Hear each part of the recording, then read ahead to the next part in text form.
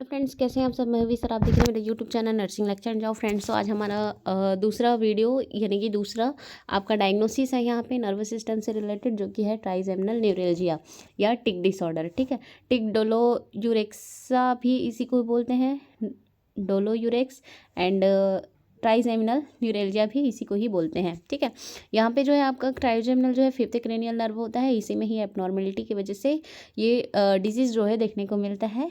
Neuralgia का मतलब होता है नर्व पेन एंड ट्राइजेमिनल मतलब फिफ्थ नंबर का क्रेनियल नर्व। ठीक है, तो प्रॉब्लम इसी में ही रहने वाला है, आपको नर्व में पेन देखने को मिलेगा, इसी को टिक डोलोयूरेक्स भी बोलते हैं। ठीक है, it is disorder of the fifth cranial nerve in which severe sensory function affect of maxillary and mandible branch of fifth cranial nerve। जो आपका मैक्सिलरी एंड मैंडिबल ब्रांच यानी कि जो जबड़े वाले जो एरिया है ना, मैंडिबल एंड मैक्सिबल, उस एरिया में जो नर्व सप्लाई होता है फिफ्थ क्रेनियल नर्व, उसी में ही यहाँ पे फंक्शन, इसी नर्व का जो फंक्शन है उसमें अफेक्ट देखने को मिलता है, जो कि ट्राइजेमिनल नर्व है, आपका फिफ्थ नंबर का क्रेनियल नर्व है, इसमें कंप्रेशन देखने को मिलता है। Then severe pain face during slap, है ना, contact with hot and cold water. ठीक है, तो इस जो नर्व होता है, अगर यहाँ पे किसी ने ज़ोर से चांटा मार दिया है ना, स्लैप कर दिया, या हॉट या कोल्ड वाटर के कांटेक्ट में आता है, तो इसमें जो है सीवियर पेन होने लगता है, क्योंकि यहाँ पे आपका जो फिफ्थ क्रेनियल नर्व है उसमें कंप्रेशन देखने को मिलता है। ठीक है, तो ये है मेन इसका। बात करते हैं यहाँ पे इसका डायग्नोसिस आप कैसे कर सकते हैं। कॉजेस की बात करें कि जो नर्व में कंप्रेशन किसी इंजरी की वजह से हो सकता है ये, है ना, या एक्सीडेंट की वजह से हो सकता है, तो ये सारे इसके कॉजेज रहेंगे। डायग्नोस्टिक की बात करें तो साइन सिम्टम में हमने देख लिया कि यहाँ पे फेशियल एक्सप्रेशन में प्रॉब्लम होगा, then hot and cold water से के कांटेक्ट में टच होगा, देन स्लैप वगैरह में भी आपको पेन देखने को मिलेगा। डायग्नोस्टिक इवॉल्यूशन में आप CT MRI से इसको पता कर सकते हैं, एंड फिजिकल एग्जामिनेशन से भी elevation lower jaw and depression करने से आपको पेन देखने को मिलेगा। ठीक है, ट्रीटमेंट में यहाँ पे आप कार्बामेजापाइन यूज़ कर सकते हैं ड्रग ऑफ चॉइस में, ये एंटी एपिलेप्टिक ग्रुप का ड्रग है। इसमें जो है sodium channel block in neuron junction, impulse slow and pain भी कम होगा। यहाँ पे जो है पेन जो है नर्व का है, इसलिए यहाँ पे कार्बामेजापाइन एंटी एपिलेप्टिक ड्रग दिया जाता है, क्योंकि ये जो है सोडियम चैनल को ब्लॉक करता है, जो कि न्यूरॉन्स का जंक्शन में प्रेजेंट होता है सोडियम चैनल जो है, जिससे इम्पल्स की जो एक्टिविटी है वो स्लो हो जाती है और पेन भी कम होता है। ठीक है, जो कार्बामेजापाइन होता है उसका मोस्ट कॉमन साइड इफेक्ट होता है आपका WBC के लेवल को कम करने, यानी कि ए ग्रेन्युलोसाइट्स कराता है। ये मोस्ट कॉमन MCQs बनता है आपका, ये क्वेश्चन आपके लिए पूछे जाते हैं। ठीक है, ए granulocytes, anti epileptic drug कार्बामेजापाइन। Next आपका इंजेक्शन ग्लिसरॉल होता है, इसको एवरी 3 वीक में रिपीट करते हैं, यानी कि हर 20 से 21 दिन में इसको रिपीट करके आपको लगाना होता है इंजेक्शन ग्लिसरॉल। नेक्स्ट आपका सर्जिकल मैनेजमेंट होता है, जिसमें माइक्रो नर्व डिकम्प्रेसिव सर्जरी होता है, जिसको जेनेट प्रोसीजर भी बोला जाता है। By surgery decompress the nerve, most common surgery ये जेनेट प्रोसीजर ही किया जाता है, ये micro nerve decompression surgery. Then rhizotomy होता है, cut the nerve and no sensation feel, rhizotomy हो गया, माइक्रो नर्व डिकम्प्रेशन सर्जरी हो गया। देन थर्ड है आपका गामा नाइफ रेडियो सर्जरी, है ना, बाय गामा रेडिएशन के थ्रू यहाँ पे पेन को कम किया जाता है ना।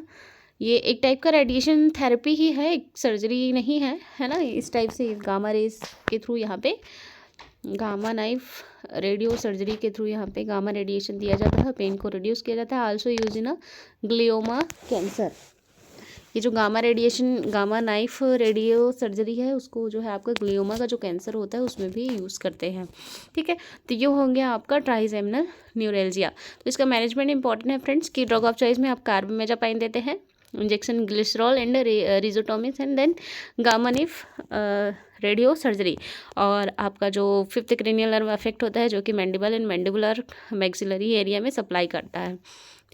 नेक्स्ट आपका जो डिसऑर्डर है वो है आपका मेनिंजाइटिस। ठीक है, तो मेनिंजाइटिस की बात करते हैं। द इन्फ्लेमेशन ऑफ द मेनिंजस, यानी कि जो ब्रेन का जो कवरिंग लेयर होता है ब्रेन एंड स्पाइनल कॉर्ड का, उसमें इन्फ्लेमेशन हो जाता है, उसको बोलते हैं मेनिंजाइटिस, जिसमें आपका 3 लेयर आते हैं, ड्यूरामेटर, अरेक्नोइड एंड पायामेटर। ठीक, अकॉर्डिंग टू स्ट्रक्चर मेनिंजाइटिस जो है 2 टाइप का होता है, leptomeningitis and patchy meningitis. Leptomeningitis the inflammation of the arachnoid and pia mater, है ना, यानी कि अंदर वाला जो लेयर होता है। देन पैची मेनिंजाइटिस आपका ड्यूरामेटर का इन्फ्लेमेशन होता है, यानी कि आउटर लेयर ड्यूरामेटर जो होता है उसका इन्फ्लेमेशन आपका patchy meningitis, leptomeningitis, arachnoid and pia mater में आ जाएगा। Next, according to infection, meningitis जो है according to infection septic meningitis and aseptic meningitis दो टाइप का होता है, ठीक है। तो सेप्टिक मेनिंजाइटिस में आपका पस प्रेजेंट होता है, सेप्सिस प्रेजेंट होता है। Meningitis occur due to bacterial infection की वजह से होता है। स्टैंडर्ड प्रिकॉशन यहाँ पे यूज़ किया जाता है, जैसे आपका गाउन हो गया, ग्लव्स हो गया, ये सब चीज़। और ये एडल्ट एंड ओल्ड एज में ज़्यादा देखने को मिलता है septic meningitis. Then aseptic meningitis, इसमें पस एब्सेंट रहता है और उसमें मोस्ट कॉमन कॉजेज इसका जो है बैक्टीरिया को छोड़ करके होता है, और ये जो है चिल्ड्रन में ज़्यादा होता है। ये एडल्ट एंड ओल्ड एज में होता है, ये वाले एसेप्टिक मेनिंजाइटिस आपके चिल्ड्रन में देखने को मिलता है। नेक्स्ट, कॉजेज ऑफ मेनिंजाइटिस की बात करें तो सबसे पहले आपका बैक्टीरियल मेनिंजाइटिस है। इसमें जो मोस्ट कॉमन बैक्टीरिया है आपका स्ट्रेप्टोकोकस निमोनियाई है। इफ़ नो एज ग्रुप, इसमें किसी भी एज ग्रुप का वो नहीं है, सभी एज ग्रुप में हो सकता है streptococcus pneumoniae. According to age group की बात करें तो लेस देन 3 मंथ में जो मोस्ट कॉमन बैक्टीरिया है वो है group A beta haemolytic streptococcus, then E coli bacteria, ठीक है। फर्स्ट आपका लेस देन 3 मंथ में group A beta haemolytic streptococcus, and second important आपका E coli bacteria. Then 3 month to 5 year में आपका हीमोफिलस इन्फ्लुएंजा हिब जो बैक्टीरिया होता है वो कॉज करता है मेनिंजाइटिस। स्पेशल सिम्टम इसमें मसल्स एंड जॉइंट में पेन देखने को मिलेगा आपका, जो हिप का जो हीमोफिलिया इन्फ्लुएंजा का जो बैक्टीरिया है उसकी वजह से। देन एडल्ट में मोस्ट कॉमन कॉज आपका निजेरिया मेनिंजोकोकल बैक्टीरिया, ये आपके एडल्ट में कॉज करता है निजेरिया मेनिंजोकोकल बैक्टीरिया। इसमें आपका चेस्ट एंड एब्डोमेन में मैकुलोपेपुलर रेसिस देखने को मिलता है। हेमरेजिक टाइप रेसिस आपको प्रेजेंट देखने को मिलता है, आपके सीने में एब्डोमेन में आपको मैकुलोपेपुलर रेसिस देखने को मिलता है, और ये होता है आपका निजेरिया मेनिंजोकोकल बैक्टीरिया की वजह से, जो कि एडल्ट में देखने को मिलता है। नेक्स्ट, आपको ओल्ड एज में आपको मोस्ट कॉमन स्ट्रेप्टोकोकस निमोनियाई, जो स्पेशल सिम्टम इसमें सीजर्स देखने को मिलता है, ठीक है। तो एज वाइज हमने देखा कि यहाँ पे जो बैक्टीरिया है स्ट्रेप्टोकोकस निमोनियाई, यही मोस्ट कॉमन मेनिंजाइटिस कॉज करता है, जो कि ओल्ड एज में कस्ट करता है। लेस देन 3 मंथ में बात करें तो group A beta haemolytic streptococcus, then E coli. 3 to 5 month में आपका 5 ईयर में आपका हिब हो जाएगा। एडल्ट में आपका निजेरिया मेनिंजोकोकल बैक्टीरिया हो जाएगा। देन ओल्ड एज में आपका स्ट्रेप्टोकोकस निमोनियाई होगा, ठीक। इसके अकॉर्डिंग आपके सिम्टम्स भी स्पेशल सिम्टम्स में सीजर देखने को मिलता है। नेक्स्ट, आपका ट्रीटमेंट की बात करें तो ड्रग ऑफ चॉइस में आप एंटीबायोटिक यूज़ कर सकते हैं, जो कि आपका पेनिसिलिन है। Penicillin discovered by the Alexander Fleming 1928 में डिस्कवर किया गया था। पेनिसिलिन में आपका इंजेक्शन पिप्टाज जो होता है 450 mg का, है ना, या 4.5 ग्राम का, उसको यहाँ पे यूज़ करते हैं। इसमें जो है आपका पिप्रासिलिन एंड टैजोबैक्टम होता है, इसलिए इसको पिप्टाज बोला जाता है, ठीक है। ये इंजेक्शन फॉर्म वायल में आता है आपका, एंड 450 mg का होता है। पिप्रासिलिन एंड टैजोबैक्टम होता है, इसलिए इसको पिप्टाज बोलते हैं। ये इंजेक्शन फॉर्म में रहता है। ये हो गया आपका एंटीबायोटिक। दूसरा ड्रग ऑफ चॉइस आपका होता है वेंकोमाइसिन। वेंकोमाइसिन को स्लो दिया जाता है IV ओवर 30 मिनट तक, है ना। 100 ml सलाइन में डाल करके इसको वेंकोमाइसिन में दिया जाता है। If given fast, Redmayne syndrome देखने को मिलता है, पेशेंट पूरा तरह से लाल हो जाता है अगर फास्ट दे दिए तो। वेंकोमाइसिन स्लो देना है आपको 100 ml NS के साथ। Vancomycin also drug of choice for the MRSA methicillin resistance streptococcus aureus जो डिजीज़ होती है, मैथिल्सिन रेजिस्टेंस स्ट्रेप्टोकोकस एयूरीज मर्सा, उसके लिए भी वेंकोमाइसिन जो है ड्रग ऑफ चॉइस होता है। यहाँ पे निमोनिया के लिए भी ड्रग ऑफ चॉइस है। दूसरा आपका निमोनिया नहीं, मेनिंजाइटिस, ठीक। और आपका पिप्टाज भी आपका ड्रग ऑफ चॉइस है, antibiotic. Next, before giving any antibiotic AST perform anti sensitive test यहाँ पे कर लेना चाहिए कोई भी एंटीबायोटिक से पहले। तो 0.1 ml इंट्राडर्मल आपको सेंसिटिविटी टेस्ट करना है ना। मर्सा जो है standard precaution gown and gloves use किया जाता है, आइसोलेशन की रिक्वायर्ड होती है। TB के बैक्टीरिया में जो पेशेंट होते हैं माइक्रोबैक्टीरियम ट्यूबरकुलोसिस की वजह से होता है। It also can cause meningitis, ये भी मेनिंजाइटिस कॉज करता है, जिसको बोला जाता है ट्यूबिकुलर मेनिंजाइटिस, है ना। TB के जो बैक्टीरिया है वो भी मेनिंजाइटिस कॉज करता है, इसलिए उसको ट्यूबिकुलर मेनिंजाइटिस बोलते हैं। और इसमें जो मोस्ट कॉमन कॉम्प्लिकेशन चाइल्ड में देखने को मिलता है, हाइड्रोसिफेलस वाले चाइल्ड का ये मोस्ट कॉमन कॉम्प्लिकेशन होता है ट्यूबुलर मेनिंजाइटिस, यानी कि अगर किसी बच्चे को हाइड्रोसिफेलस है ना, जो बड़ा हेड होता है ना, तो उसमें जो है ट्यूबुलर मेनिंजाइटिस देखने को मिलता है। ये इसका जो है ट्यूबुलर मेनिंजाइटिस पता करने के लिए आपको CSF रिपोर्ट में आपको कोवेव अपीयरेंस देखने को मिलेगा। CBC रिपोर्ट में आपको लिम्फोसाइट बढ़ा हुआ देखने को मिलेगा। एंड कन्फर्मेटिव डायग्नोसिस में CT MRI आप कर सकते हैं, ठीक है। ट्यूबुलर मेनिंजाइटिस के लिए आप कोवेव अपीयरेंस देखने को मिलेगा आपको CSF में। देन CBC रिपोर्ट में लिम्फोसाइट बढ़ा हुआ मिलेगा। देन कन्फर्मेटिव के लिए CT स्कैन MRI दोनों ही कर सकते हैं। नेक्स्ट आपका फंगल मेनिंजाइटिस, तो ये हुआ कंप्लीट आपका बैक्टीरियल मेनिंजाइटिस। फंगल में आपका क्रिप्टोकोकस न्यूफॉर्मन्स मोस्ट कॉमन है, Aspergillus Niger second most common है, कैंडिडा अल्बिकेंस ठीक थर्ड। तो ये 3 जो फंगस है वो कॉज करते हैं आपके मेनिंजाइटिस। फर्स्ट आपका cryptococcus neoformans, aspergillus niger, candida albicans. Drug of choice यहाँ पे एम्फोटेरिसिन B यूज़ किया जाता है फंगल मेनिंजाइटिस में। Amphotericin B also drug of choice for the fungal meningitis. Histoplasmosis जो लंग का इन्फेक्शन होता है वो, है ना। काला जार लेशमेनिया डोलोमिनस में। देन म्यूकोरमाइकोसिस में, म्यूकोरमाइकोसिस यानी कि ब्लैक येलो कलर का जो फंगस होता है, यानी कि मोस्ट कॉमन आप फंगल इन्फेक्शन के लिए ही आप जो है एम्फोटेरिसिन B का यूज़ करते हैं। लंग्स के इन्फेक्शन हो गया, काला जार हो गया, लेशमेनिया डोलोमिनस में भी। देन फोटोसेंसिटिव ड्रग होता है आपका एम्फोटेरिसिन B, इसलिए इसको लाइट से प्रिवेंट करते हैं। आईवी शेड को पूरी तरीके से कवर करके ही दिया जाता है। Pre medicine injection Avil and PCM 1 gram इसको दिया जाता है IV। पोस्ट मेडिसिन में 40 मिलीक्यूलिन पर पोटेशियम क्लोराइड, पोटेशियम को बढ़ाने के लिए यहाँ पे दिया जाता है, क्योंकि जो एम्फोटेरिसिन B है वो पोटेशियम को कम कर देता है, यानी कि हाइपोकैलेमिया ये कॉज करता है ना। इसलिए 40 मिलीक्यूलिन यहाँ पे पोटेशियम क्लोराइड यहाँ पे इंजेक्शन दिया जाता है। स्लोली सेंट्रल लाइन के थ्रू देते हैं ओवर 2 to 4 आवर, हर 2 से 4 घंटे में, क्योंकि जो एम्फोटेरिसिन B है वो आपके पोटेशियम को कम करता है, इसलिए यहाँ पे पोटेशियम दिया जाता है। नेक्स्ट एम्फोटेरिसिन B इंजेक्शन एक वायल में 50 mg होते हैं। इसको OD यूज़ किया जाता है, commonly use in liposomal amphotericin, है ना। जो लाइपोसोमल एम्फो लिखा होता है ये वाला जो इंजेक्शन है इसको यूज़ करते हैं। एम्बिजोम एंड फंगिजोम 2 टाइप का होता है ये, एम्बिजोम एंड फंगिजोम। एम्बिजोम जो होता है वो आपका पाउडर फॉर्म में आता है ना, और इसमें एक फ़िल्टर भी लगा होता है। और जो फंगिजोम होता है लिक्विड फॉर्म में आता है। तो जो एम्बिजोम होता है वो इसमें सोनिकेट की रिक्वायर्ड नहीं होती है। ये 5 माइक्रोलीटर का फिल्टर होता है। इसमें withdraw to prevent the entry of the large molecules, है ना। इसको लगा करके करते हैं ताकि लार्ज मॉलिक्यूल्स एंट्री ना हो। Dissolve with the 5% D5 slowly dissolve करते हैं। और ये जो है लिक्विड फॉर्म में होता है, इसलिए इसको डिजॉल्व करने की ज़रूरत नहीं होती, है ना। इसमें सोनिकेट की रिक्वायर्ड होती है, 45 मिनट तक सोनिकेट करते हैं टू डिजॉल्व स्मॉल पार्टिकल्स, न कि स्मॉल पार्टिकल अच्छे से डिजॉल्व हो जाए। And after sonicate mix with the D5 या एंड NS के साथ इट गिव स्लोली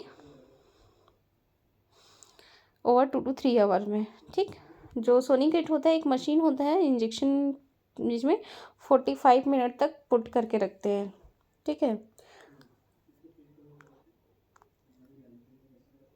ना। इसमें और पानी होता है आपका सोनिकेट मशीन में, कुछ इस टाइप से देखने को मिलता है। इसमें इंजेक्शन को पुट करके रखते हैं, ठीक। तो ये हो गया आपका फंगल मेनिंजाइटिस। देन आपका viral meningitis.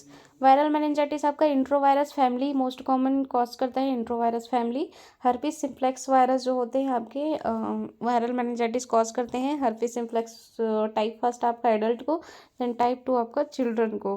Then Epstein Barr virus EB virus जिसको बोलते हैं। देन अर्बो वायरस जो कि फ्लेवी वायरस के फैमिली से है, transfer by the culex mosquito, ठीक। तो वायरस में आपका एंट्रोवायरस फैमिली के हैं most common, herpes simplex virus type 1 adult, type 2 child, Epstein Barr virus EB virus and arbo flavi virus, ठीक।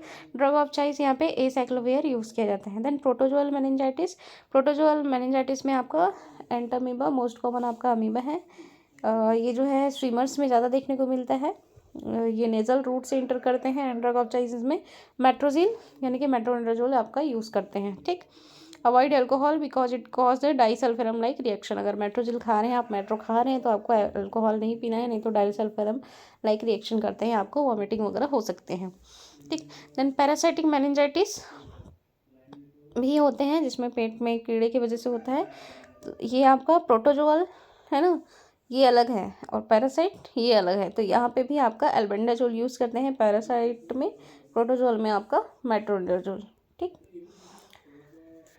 डायग्नोसिस के लिए यहाँ पे हिस्ट्री ले सकते हैं, personal history, physical examination and ICP को मॉनिटर कर सकते हैं, सीबीसी, सीटी, एमआरआई, सीएसएफ का एग्जामिनेशन कर सकते हैं।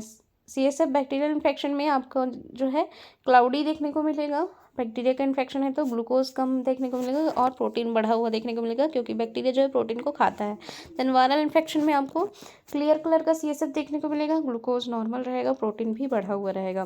देन साइन सिम्टम की बात करें तो फीवर देखने को मिलेगा, headache, seizure, rashes, vertigo, ICP बढ़ा, neck stiffness, rigidity, consciousness altered, photophobia, Babinski reflexes आपको पॉजिटिव देखने को मिलेगा, Kernig sign and Brudzinski sign positive देखने को मिलेगा, इरिटेबिलिटी आपको रहेगा। बात करते हैं यहाँ पे कर्निंग साइन। तो कर्निंग साइन में होता क्या है कि जैसे कोई पर्सन ये लेटा हुआ है सीधा, है ना, तो इस पैर में, इनके इस पैर को उठा करके, है ना, knee flexion on 90 degree on abdomen, abdomen पे आपको नी को फ्लेक्स करना है 90 डिग्री। ड्यूरिंग एक्सटेंशन पेन होगा, पैर को उठाने के समय आपको पेन देखने को मिलेगा। हैमस्ट्रिंग मसल्स में, जो थाई के आपके जो मसल्स होते हैं यहाँ पे, उसमें पेन देखने को मिलेगा जब आप फ्लेक्शन करेंगे, नी फ्लेक्शन 90 डिग्री ऑन एब्डोमेन पे। ठीक है, जब नी को आप फ्लेक्शन करेंगे 90 डिग्री एब्डोमेन पे, तो जो हैमस्ट्रिंग मसल्स होते हैं उसमें पेन देखने को मिलता है, जो कि पॉजिटिव कर्निंग साइन को बताता है। दूसरा आपका ब्रुजिस्की नेक साइन, इसमें ये होता है कि जब आप अपने पैर को उठाते हैं ना, तो आपका जो नेक है वो भी ऑटोमेटिकली उठने लगता है, लेग ऑटोमेटिकली गेट फ्लेक्शन, यानी कि जब आप अपना हेड को उठाते हैं तो आपका पैर भी ऑटोमेटिकली उठने लगता है। जब आप हेड उठाएंगे तो ये पैर भी आपका उठने लगेगा। तो ये होता है आपका ब्रुजिस्की नेक साइन, है ना, और ये कर्निंग साइन। देन यहाँ पे नर्सिंग रोल है आपका, सेमी फॉलर पोजीशन आपको मेंटेन करना है ताकि आईसीपी ना बढ़े। Isolate the patient, continue after the 24 to 48 hour after start the respiratory precaution and antibiotic start करने के 24 से 48 घंटे तक आपको प्रिकॉशन रखना है। Baby isolate from the mother from 1 week, अगर बेबी को परेशानी है या मदर को परेशानी है तो बेबी को आइसोलेट रखेंगे 1 वीक तक। Less environmental stimuli, less light in room, ताकि आपका आईसीपी ना बढ़े। हाई प्रोटीन डाइट यहाँ पे देना है। ठीक। Most early symptom of the meningitis is new born is a poor feeding देखने को मिलेगा। दूसरा आपका क्राई, ये एमसीक्यूज आपके बनते हैं इसलिए यहाँ पे है ये, है ना। न्यू बॉर्न में अर्ली साइन क्या है मेनिंजाइटिस का? Poor feeding and cry. और कॉम्प्लिकेशन ऑफ मेनिंजाइटिस की बात करें तो आपका चिल्ड्रंस में देखने को मिलता है। मोस्ट कॉमन आपका हाइड्रोसिफेलस, है ना, मेनिंजाइटिस की वजह से आपका हाइड्रोसिफेलस देखने को मिलता है। मतलब मेनिंजाइटिस का कॉम्प्लिकेशन होता है आपका हाइड्रोसिफेलस, है ना, पहले मेनिंजाइटिस होगा फिर हाइड्रोसिफेलस होगा, then epilepsy, stroke and hearing loss. तो ये हो गया आपका कंप्लीट आपका मेनिंजाइटिस। कोई भी डाउट रहे तो आप मुझे कमेंट कर सकते हैं फ्रेंड्स। आई होप कि आपको अच्छे से समझ आया होगा। आगे की क्लास में हम पढ़ेंगे इंसेफ्लाइटिस। यहाँ पे हमने 2 डिजीज कवर किया, आपका ट्राइसेमिनल न्यूरोलजिया जो कि 5th क्रेनियल नर्व की वजह से हो रहा था, और यहाँ पे आपका मेनिंजाइटिस जो कि bacterial meningitis, viral, fungal, protozoal and आपका पैरासाइट। ठीक। तो ये हमने 5 टाइप के जो मेनिंजाइटिस होता है वो हमने कवर कर लिया है। ठीक। आई होप कि आपको सारे treatment, sign symptoms and bacterias, most common causes वगैरह समझ आए होंगे। ट्राइजेमिनल न्यूरोलजिया भी अच्छे से समझ आया होगा। ऐसे ही नए नए क्लास पाने के लिए और लाइन से अपना इस नर्वस सिस्टम का क्लास अटेंड करने के लिए, मेडिकल सर्जिकल नर्सिंग की क्लासेस अटेंड करने के लिए आप हमारे चैनल के सब्सक्राइब करके बेल आइकन प्रेस कर लीजिए, ताकि आने वाले सभी जो वीडियो है आपको मिलते हैं ऐसी नेक्स्ट वीडियो में। Wish you all the best and good luck.